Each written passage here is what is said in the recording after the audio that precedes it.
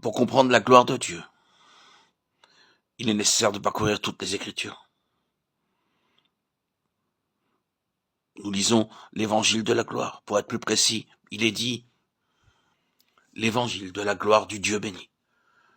Ce mot béni n'est pas facile à traduire. Vous savez combien de fois il apparaît dans le Nouveau Testament? C'est le mot par lequel commence chaque béatitude. Bénis sont les pauvres en esprit. Bénis sont ceux qui pleurent. Matthieu 5, 3, 10.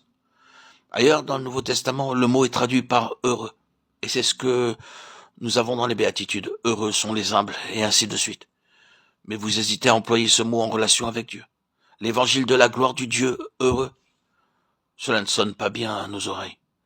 Mais vous pourrez peut-être saisir quelque chose de cela. Dieu est dans un lieu et dans un état de grande bénédiction. Est-ce que vous ne demandez pas toujours au Seigneur de vous bénir et de nous bénir? Qu'est-ce que cela signifie? C'est être placé dans une position et une condition de complète satisfaction, où tout serait comme vous auriez aimé l'avoir, où vous avez toute la plénitude pour vivre vous-même et pour la dispenser aux autres. Il y a une position heureuse dans cela. Il est plus heureux de nous donner que de recevoir. Acte 20, 35. C'est le même mot. C'est très heureux, très béni d'être dans la position de donner. Et Dieu est dans cette position. Toute plénitude est sienne. Et il a des ressources illimitées à donner. Quelle position heureuse. L'heureux, le Dieu béni. Allons un peu plus loin maintenant. C'est l'évangile de la gloire de Dieu béni. Le Dieu béni. C'est la bonne nouvelle de la gloire de Dieu qui est pleine et qui regorge de toutes les ressources, de sagesse, de puissance, de grâce, de vérité. C'est d'un tel Dieu que procède l'évangile, la bonne nouvelle. Je dis que l'évangile du salut est une chose immense. Qu'est-ce que vous comprenez quand on évoque le salut et l'évangile? Est-ce être délivré de la culpabilité, de la condamnation et des conséquences du péché ici-bas et surtout après?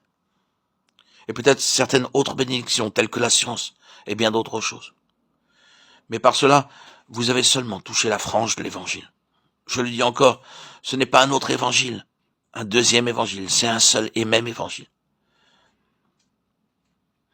Si cet évangile de plénitude avait été prêché, il y aurait des situations très différentes aujourd'hui dans le monde de celles que nous voyons. Le problème vient de la petitesse de l'évangile qui est prêché. C'est l'évangile du Dieu béni, la bonne nouvelle de la gloire du Dieu, qui est tout suffisant en lui-même, et pour nous tous. Ce mot béni n'est pas facile à traduire.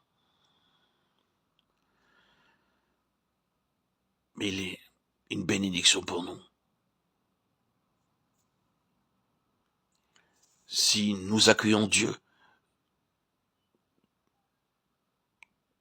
dans ce don qu'il fait de lui-même, à travers l'évangile, nous recevons toutes les bénédictions terrestres et spirituelles venant du ciel. Et nous pourrons pleinement recevoir la gloire de Dieu dans nos vies, resplendir de la gloire de Dieu. Et de cette manière, par notre rayonnement, en faire profiter tous ces gens que nous côtoyons